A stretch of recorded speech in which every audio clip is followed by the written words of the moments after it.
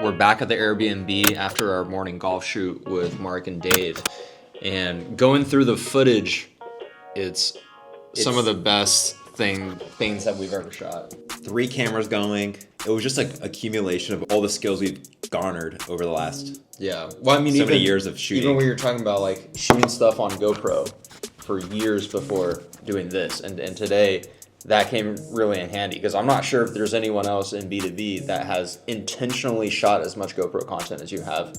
Just for reference, we strapped the GoPro to the golf cart. I bought a sticky thing and it wasn't sticking, but I ran this play where I put the GoPro at a warehouse. I used like tape and I tied it to the forklift, and I thought about that. I'm like, oh, that'd be perfect for this GoPro. And then the GoPro shots were perfect. So just these little things that we're able to put together to make a really sweet video. And you can't there's no crash course to, shooting what we just shot. Yeah. Because no one's done that in B2B at least. There's no guide or established playbook for how you do a long form interview on a golf course as the people are playing, right? That's something that we spent a lot of time in the lab.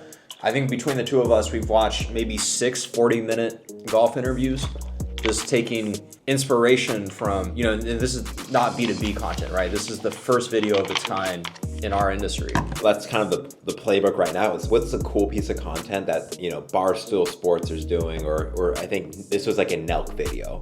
Make it like these fun to watch concepts, but now bring it into B2B, and now we're adding a business context, which that kind of combines with what our style is. We like talking about business, and we also don't like boring ass content. We want to make something that's actually enjoyable to watch, and they're cracking jokes. It wasn't just... there was a human element to it. I think we were talking about this earlier, where B2B video from 3 years ago to now, it's improved, but it's not necessarily gone in the direction of better content. It's gone in the direction of better looking content. And what I mean by that is people started out shooting videos on their selfie cameras on their phone. People started doing Zoom calls and recording those calls. And then gradually people are like, all right, we gotta do more video. So they took the same format and they just upgraded the cameras. They moved it from your home office to a studio with lights and cameras, and it's great. You're getting 4K, 8K footage, but it's the same old shit. The actual content itself is a person talking into the camera.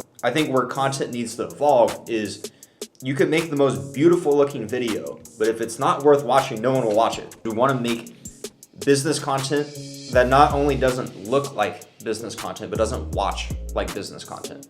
Going back to the shoot today, I think what Mark, I'll give him some props too, is able to get Dave in a light that wasn't what is usually seen. I think a lot of people are starting to open up with just more vlog content. The founders, the leaders in the industry, they want to be seen for not just, boring business context. I think also showing the human side. So we were able to see Mark and Dave cracking jokes. They were able to actually give sound pieces of advice, but we're seeing a side of both these people that you don't usually see. And I think that's interesting for LinkedIn and super fresh, because people want to see the people behind the real you, not the clean up, curated version. Because we're all in this industry, and we put on our professional face, and we show up on LinkedIn, we show up on calls, webinars, what have you, but that's not who we are 24 hours a day, right? So I think what's worked really well is you're seeing all these athletes start up vlog channels, right?